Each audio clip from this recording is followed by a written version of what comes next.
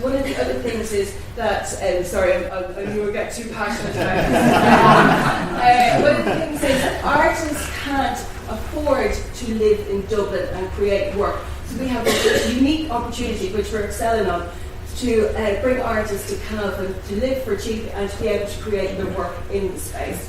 So, sorry.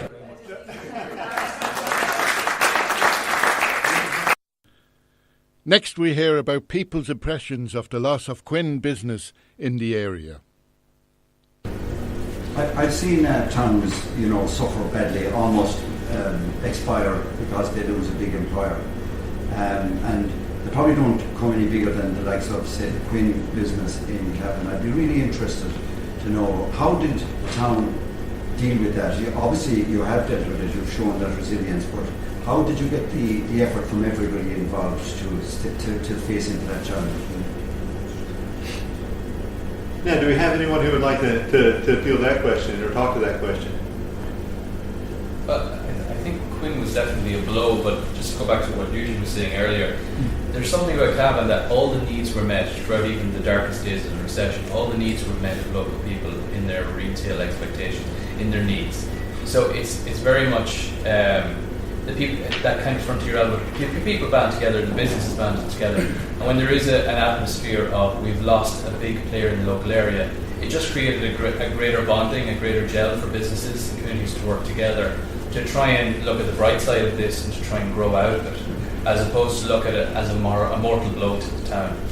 Because there is that fear that you can't put all your eggs in one basket, but we did look at it as a kind of a, what can we do to just turn this to our advantage and work together on it? So I think that probably helped a great deal. Yeah. And just come in there, and just to follow up on that, I'm originally from Cavan myself, we're 3 miles up the road, so I remember Cavan before Quinn came along, and that it was a fantastic source of employment here, and a lot of people didn't have to leave Cavan to emigrate or to go elsewhere. And a lot of people moved into Cavan that wouldn't necessarily have chosen to work here, but did, and got married and reared a family and stayed here. And when Quinn went, I think you had people that were very well established in Cavan and enjoyed living in Cavan. There was fantastic amenities here, and they were rearing a family here, and there was a lot of very highly skilled people working within that industry, and a lot of them went on to set up their own businesses, and a lot of them are employed in other similar industries. But there was an incredible, I think, resilience and adaptability and flexibility of people that were working in that industry, working there, that were able to transfer those skills to other employments locally and pretty much in the environment of Cavan. So I think Cavan really did, and as Daniel said, people kind of just were very toughened it out really, and I think that very much shows with a lot of people, and we still see a lot of individuals who are now actually working obviously at Liberty there, but still that skill base stayed within Cavan and the environment, which was great. So from Quinn to the future, what's in store for Cavan? So just in terms of taking it forward, you are where you are now, you've come to that. 10 years ago we had the start of the recession and the whole country came down, Cavan suffered. Just in terms of the next 10 years, in terms of the vision for the... Maybe if I could put somebody on the spot here, if they don't mind, I might ask that question as someone who is who has an award-winning business here, and one that is ready and certainly look into the future. He might be a good one to kind of start that conversation. Yeah, I suppose when 10 years ago I set up my business here in Cavan, and I worked for 2 global companies before that throughout Europe, travelled it, and we set up a technology company here based in Cavan, and I set up on my own. And it was very easy when I decided I needed to grow the business and employ technology people. Out of our workforce now, we've got 9 people employed in one company, and 8 of them are local guys, from college graduates to electricians to office staff. And I find it quite easy to get the guys here in the area, people in the area. And I think the reason is people don't want to travel anymore. They want to live in Cavan, they like Cavan, they think it's a place to grow. I was probably a little bit concerned when I started first, because our business is throughout Ireland and the UK and a little bit of Europe now. Is it the right spot to be located? Should I be located in Dublin? And I have to say, there is no other place I would set up my company. And our growth has grown. The local Leo office has been very good to us. In 2006 we won our local award and we won our regional award then in Dublin. And they support us here. Yes, there is things we can improve on, like our internet access, etc. But it is improving. We've got fibre now in our estate, which is a great help. And so, I don't see it being an issue for us to grow here in Ireland. In Cavan. And just like Eugene, we would encourage our customers to come here to Cavan, to our office, and we keep them up for the night, and we bring them out in Cavan Town, and we always have a good night. I think there's not a night you won't find music in a local bar, a good restaurant opened, and they love it. And always when every project we do, we have to do a handover to our clients, and they always say, "Clinton, we're coming to Cavan to this," and that's it. So, yeah, I think we have a good group of people and a good bond. I just might add to that. We had, and I'm trying to think of our guy's name, Magella, from the diaspora, who came here, the vice president of Internet of Things, of Intel. Anyway. Sorry? Philip Moyna, exactly. Vice President of Internet of Things for Intel, came here a couple of years ago as part of the thing around the diaspora strategy, trying to attract businesses here to Cavan. And he pointed out that Cavan is a place, like he thought that actually the motorway ended in the right spot. He said because it creates in Cavan, that feeling, and he said tech companies want that. You're not in the middle of the city, but you're close enough that you can get there within an hour, but you can step out of your business, you can be in a park, you can be in the woodlands, you can be in the lakes, you can be creative. Arts people talk about being creative all the time, but it is an easy place to be creative. And so our council itself has looked at a national, looking at, where do we make our space if the Silicon Valleys are gone and things like that. And Cavan is a place surrounded by agriculture and food, and I think much of the future is going to be focused on food. And we have a food strategy here in the county and around the town. Some of the best restaurateurs and restaurants in the country, are here in Cavan. Some of the best produce, things from around the world, some samples in the back, places that you can. So I think the future is there. So now we'll listen to the three speeches. First we have Tony Prunty from Cavan Tidy Towns. Welcome judges, welcome everybody.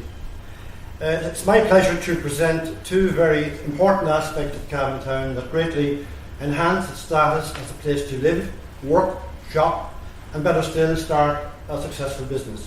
One, the attractiveness of the town. And two, its accessibility to everyone, from youngest to oldest, to people with disabilities and people with different needs. Cavan Town, as Andrew said, the only medieval town in Ireland built by the Irish themselves, has been an attractive settlement location and an important market town since the early 14th century. Many of the lords of Breffni, including Owen O'Neill, brother of Hugh O'Neill, 2nd Earl of Tyrone, are said to be buried in the abbey lands in the area of the town. Cavan's rich history and connection with the past, ancient and recent, are made available to everyone through an interesting and attractive walking history app called A Tour of Cavan, which details the history of Cavan through its buildings and streets.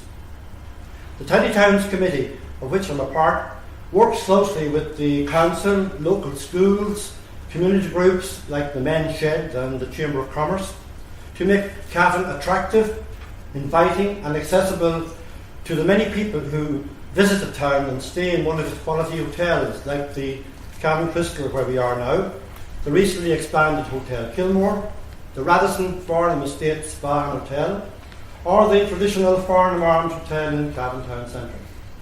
All of these hotels play an important role in encouraging people who pass through on their way to many of the 365 lakes in County Cavan or the Burren Geo Park to try and encourage them to actually stop and shop in our town centre. Whether visiting, staying or living here, you can avail of the town's well-maintained public parks, such as the Con Smith Park, with its children's play area, skateboard arena and its health and fitness section. The park therefore attracts the young, the teenager, the middle-ager, as well as older people who may be content with just a quiet stroll with their dog.